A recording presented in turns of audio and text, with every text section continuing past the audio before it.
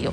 Tani pse Edi Rama e kishte domosdoshme ta bënte në këtë lloj forme kur Partia Demokratike dihet që kërkesën që në maj mos gaboj kërkesën Partia Demokratike Somila ka depozituar që në 10 maj të 2025-s. Pse? Sepse në atë moment u bën fiks 3 muaj nga dita e arrestimit zotit Veliaj dhe par definicion ai nuk ishte më prezent në bashkinë e Tiranës, pra nuk ushtronte më de jure dhe de facto detyrën.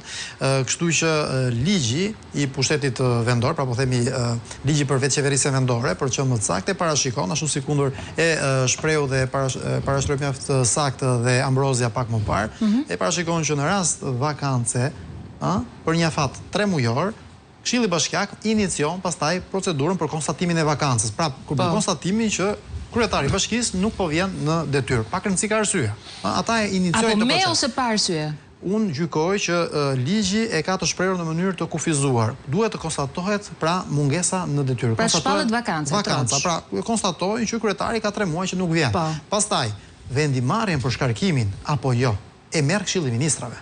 Pra tek e fundit, firmën mbi shkarkimin e Veliajt apo jo, duhet ta marrë Këshilli i Ministrave. A do të jetë Belinda Balluku si zëvendës kryeministre, apo do të jetë Edi Rama si kryeministër që do të jetë prezent atë mbledhje dhe do të hedhë firmë, kjo mbetet për të parë, nga shumë mbledhje të Këshillit të Ministrave muaj dhe vitet e fundit kemi vënë re që Edi Rama nuk është prezent në Këshillin e Ministrave dhe drejtohet dhe nga zëvendës kryeministra zonja Balluku. Kështu që do të mbete, do ta shohim se kush do ta nënshkruaj, nëse gjithmonë do të ndodhin këto hapa, kush do të nënshkruaj shkarkimin e zotit Veliaj, nëse gjithë ky skenar që po duket do të shkojë deri në fund.